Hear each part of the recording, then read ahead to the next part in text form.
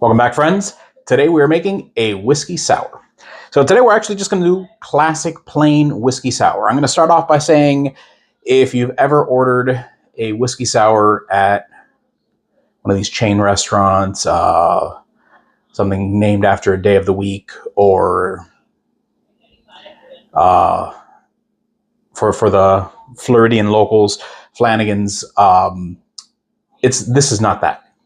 A whiskey sour is not whiskey and sour mix. Now, if you think about it in its parts, yes, sour mix is citrus plus simple syrup. But no, it's not the same thing. It's nothing the same. It's nowhere near the same caliber. And that's not even getting into the Boston sour or the New York sour. Just your classic whiskey sour is, when it's made properly, it is an amazing drink. It's something that's easy to drink. It's enjoyable. Just like the gimlet, just like the daiquiri, this is that style. This is something that goes back to the British Navy, 1800s, just because of the fact that they were looking for ways to make the alcohol more palatable. Number one. And number two, they were looking for ways to ingest citrus. Big issues with scurvy in the British Navy in the 1800s. And then, not to mention, alcohol was high proof, right? Navy strength rum, the reason why Navy strength rum is high proof, just like high proof whiskeys, high proof anything for that matter, the reason why it was utilized by the Navy was because of the fact that it was less likely to go bad. It could be stored, and worst case scenario, high proof means it's also flammable. So in case of emergencies, you can use it, so on and so forth. All right, so I hit all my points. The one thing I'm going to say about today's, all whiskey sours technically, you can have them either way. You can have them up, you can have them in a coupe, you can have them in a rocks glass. Today we're serving this one in a rocks glass just because I feel that the classic whiskey sour, the plain Jane, boring whiskey sour is best on the rocks. So I'm going to start off by still mixing it in our shaker though, because again, when you have the citrus, you want to make sure it gets well incorporated, and the way you make sure it gets well incorporated is by shaking it violently. So we're going to start off with ice in our shaker. Sorry, I lost my bearings for a second there.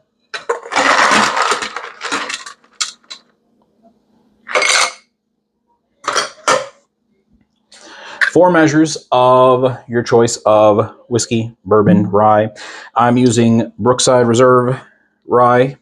It's been the brand I've been using lately. I enjoy it. It's a good, solid rye at a great price point. So,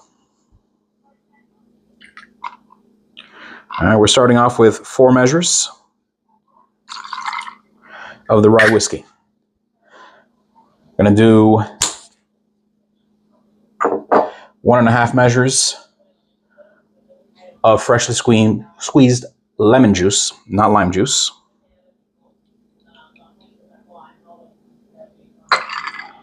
That's 1.5. And then we're doing 1.5 measures of simple syrup.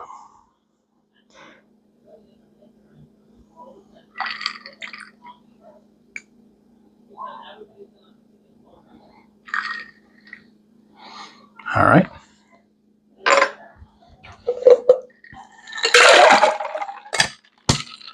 Close it up, shake it vigorously.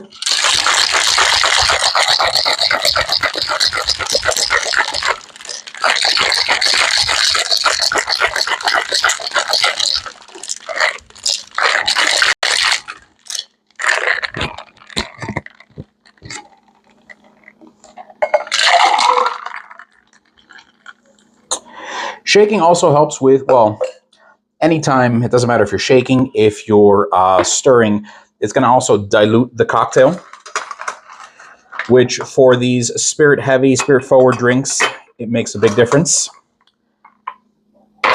We're going to go ahead and strain this over King Cube. And like I said before, if you want to have this up in a coupe, you can do that too.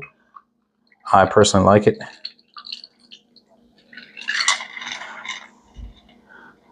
Over the King Cube. And then we're going to garnish this with a slice of orange, not lemon. lemon juice, but a slice of orange for garnish, and a cherry.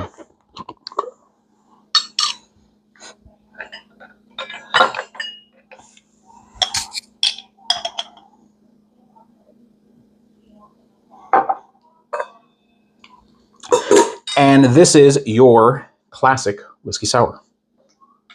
Cheers.